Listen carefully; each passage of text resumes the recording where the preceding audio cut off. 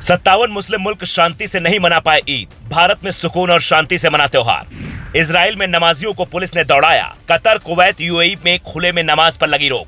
पाकिस्तान, अफगानिस्तान में ईद पर cease fire, फिर होगी बड़ी लड़ाई। ईरान में ऐसे मनी ईद। हिंदुस्तान में बैठे कुछ लोग जिन्हें दुनिया भर के मुस्लिम मुल्क अच्छे लगते हैं, उन्हें ईद के त्योहार की तस्वीरें जरूर देखनी चाहिए। एक तरफ है भारत में सुकून से ईद मनाते लोग, तो दूसरी तरफ है यरूशलेम की ऐतिहासिक अल अक्सा मस्जिद, जहां 60 साल में पहली बार ईद पर नमाज नहीं हुई तो मुस्लिम मुल्क के नेता भड़क उठे। चौंकाने वाली बात यह रही कि मस्जिद के पास मिसाइल अटैक की खबरें भी सामने आई, जिसके बाद वहां की सुरक्षा और बढ़ा दी गई। लेकिन फिलिस्तीनी समेत दुनिया भर के कई मुसलमान इससे नाराज हैं। एक फिलिस्तीनी ने एक इंटरव्यू में कहा, इजराइल ने हमसे अल अक्सा मस्जिद छीन ली। दुनिया भर के मुसलमानों के लिए यह विनाश की स्थिति है। चूंकि ये जगह ईसाई, यहूदी और मुस्लिम तीनों के लिए मायने रखती है, इसलिए फिलिस्तीनी कई बार ये शक जता चुके हैं कि इजराइल यहाँ सुरक्षा व्यवस्था के नाम पर आसपास के खुदाई करवा सकता है और फिर अपने धर्म से जुड़ी चीजें यहाँ होने का दावा कर सकता है।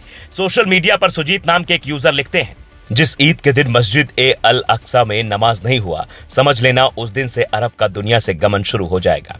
इस दावे की हम पुष्टि नहीं करते, लेकिन सोशल मीडिया पर अल अक्सा मस्जिद बंद होने को लेकर तरह तरह के दावे किए जा रहे हैं। क्योंकि ये मस्जिद इस्लाम में सबसे पवित्र मानी जाती है, यहाँ नमाज पढ़ने का सवाब करीब 500 गुना ज्यादा मिलता है और समझौते के तहत इस मस्जिद का अधिकार जॉर्डन के पास है, जबकि सुरक्षा का अधिकार इजराइल के पास है।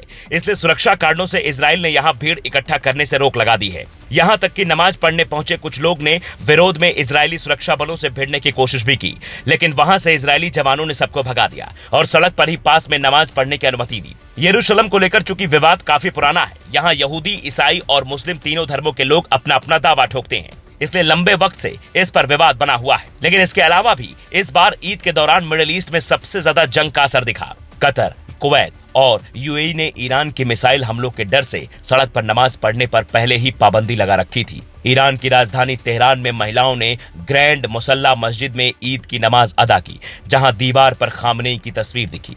गाजा में एक बच्चा सुरक्षा बलों को ईद की मुबारकबाद देता नजर आया, जबकि अबू धाबी में पहले की तुलना में चहल पहल बेहद कम नजर आई।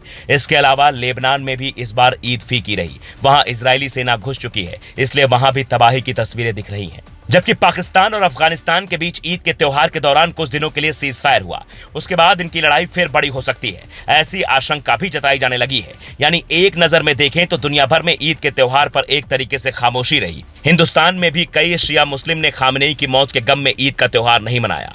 इससे पहले सपा नेता आजम खान के नाम का संदेश भी मीडिया में आया था। जब उनसे मिलकर आने का दावा करने वाले एक सपा नेता ने कहा था, उन्होंने ईद पर काले कपड़े पहनने की अपील की। हालांकि बाद में उन नेताजी पर ही मुकदमा दर्ज हो गया। अब आप इन तस्वीरों पर क्या सोचते हैं? अपनी राय जरूर दें। Bureau report, global Bharat TV.